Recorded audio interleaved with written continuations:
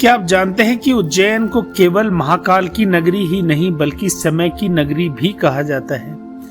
इसका कारण यह है कि ज्योतिष और खगोल शास्त्र में इसका गहरा संबंध है। प्राचीन भारत में उज्जैन को समय गणना का मुख्य केंद्र माना जाता था। यहाँ से देशांतर रेखा, जिसको हम प्राइम मेरिडियन ऑफ इंडिया बोलते हैं, उसकी गणना की जाती थी। कहा जाता है जब स्वयं समय की गणना इसी नगरी से होती थी और यहाँ विराजते हैं महाकाल, जो समय के भी स्वामी हैं।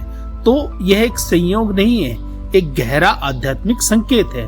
उज्जैन में स्थित वेधशाला, जिसे राजा जयसिंह द्वितीय ने बनवाया था, आज भी इस बात का प्रमाण है कि यह नगरी खगोल और ज्योतिष का प्रमुख केंद्र रही है। ज्योतिष कहता है कि ग्रह नक्षत्र हमारे जीवन को प्रभावित करते हैं, लेकिन महाकाल का संदेश साफ है, समय से डरो मत, क्योंकि जब समय भी उनके अधीन है तो फिर ग्रहों का क्या भय। शायद इसी कारण लोग यहाँ आकर केवल पूजा ही नहीं करते बल्कि ग्रह दोष और जीवन की बाधाओं से मुक्ति की प्रार्थना भी करते हैं। उज्जैन हमें सिखाता है कि विज्ञान और अध्यात्म विरोधी नहीं है, वे एक दूसरे के पूरक है। एक समय को मापता है, दूसरा समय को समझाता है, और इन्हीं दोनों के बीच में खड़े हैं महाकाल, कालों के काल।